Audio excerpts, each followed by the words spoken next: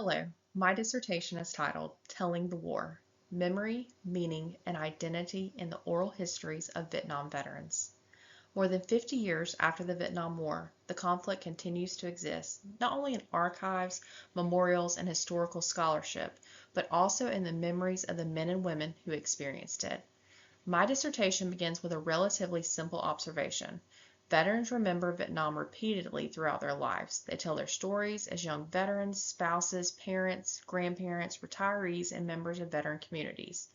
But when veterans return to those memories decades later, they do not necessarily return to them as the same people, nor do they remember them within the same American culture.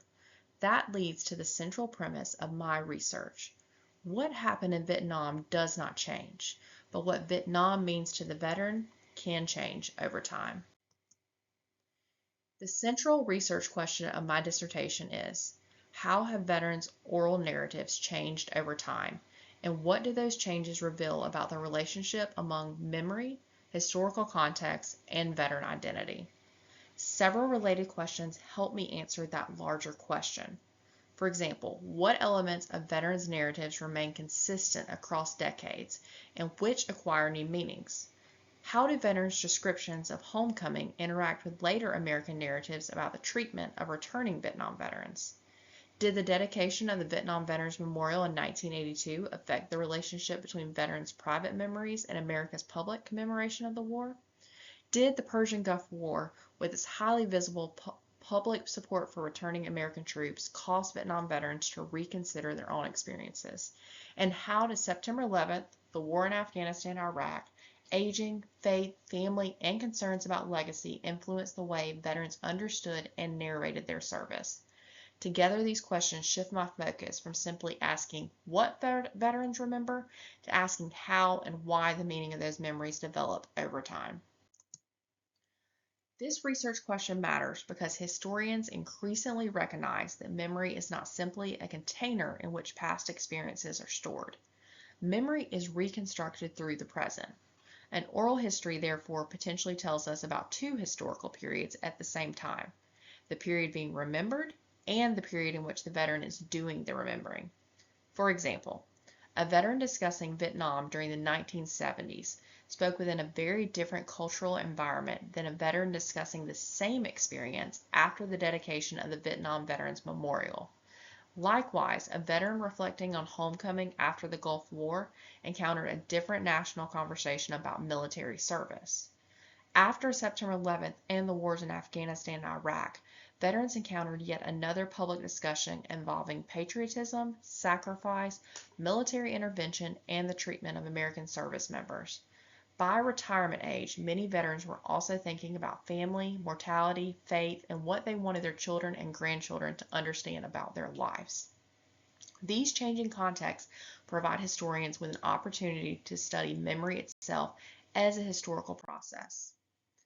The principal primary sources for this dissertation are oral histories of American Vietnam veterans. Two particularly important repositories are the Library of Congress Veterans History Project and the Vietnam Center and Sam Johnson Vietnam Archive at Texas Tech University. These collections preserve thousands of veteran interviews produced at different times and for different audiences.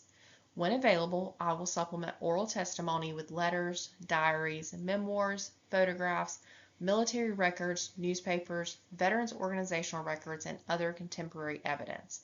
However, I am not using those sources simply to determine whether a veteran's later recollection is factually correct or incorrect. Instead, discrepancies can themselves become historical evidence. If a veteran described an experience one way in a wartime letter and interpreted it a different way in an interview 30 or 40 years later, I want to know why. What changed? Did the veteran acquire a different vocabulary for explaining the experience? Did age or family alter its significance? Did the intended audience change? Did a later historical event provide a new framework for understanding it? Those differences are central to this project. Methodologically, the dissertation uses a longitudinal and comparative oral history approach. The strongest evidence will come from direct longitudinal comparison. When the same veteran left testimony at multiple points in time, I can compare changes in language, emphasis, omission, emotion, and interpretation within that individual's narrative. But repeated interviews of the same veteran are not always available. Therefore, I distinguish direct longitudinal evidence from comparative cohort evidence. When repeated testimony is unavailable, I can compare veterans with similar service backgrounds whose interviews were recorded during different historical periods. This distinction is important. Comparing different veterans across decades may reveal broader changes in veteran discourse, but it cannot prove that a particular individual's memory changed.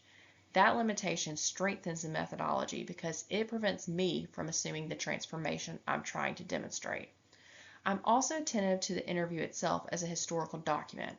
Who conducted the interview? What institution sponsored it? What questions were asked?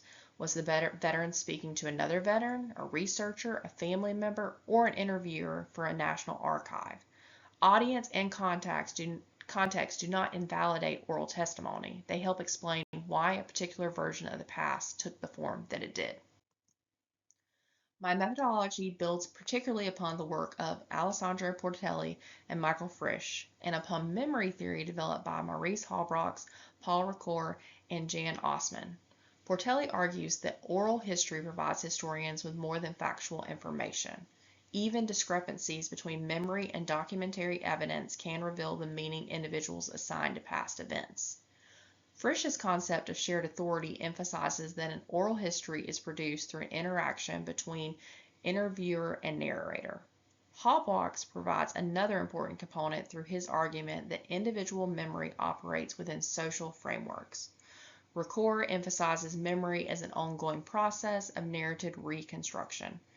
And Assmann's distinction between communicative and cultural memory helps me examine the relationship between veterans' private recollections and public institutions such as memorials, museums, commemorations, and national narratives. Together, these scholars allow me to approach changing testimony not automatically as evidence that memory has failed, but as something requiring historical explanation. This leads to the principal gap my dissertation addresses. Vietnam War historiography has expanded dramatically. Early scholarship frequently concentrated on political leadership, military strategy, and the reasons for American failure. Later social historians such as Christian Appy brought ordinary soldiers more fully into the historical narrative. Scholars including Jerry Limbuck and Patrick Hagepin demonstrated the importance of memory, commemoration, and public narrative surrounding Vietnam veterans. Other scholars have examined PTSD, Agent Orange, activism, veteran identity, homecoming, and post-war adjustment. The scholarship has therefore established several things very effectively. Oral testimony is legitimate historical evidence. Memory changes, public culture influences remembrance, and veteran identity continues developing after military service. But an important chronological problem remains. Most studies examine testimony collected during relatively narrow periods. They provide valuable snapshots of veterans' memory, but less frequently trace those narratives across multiple decades. My dissertation brings these scholarly traditions together by making change over time itself the central object of analysis.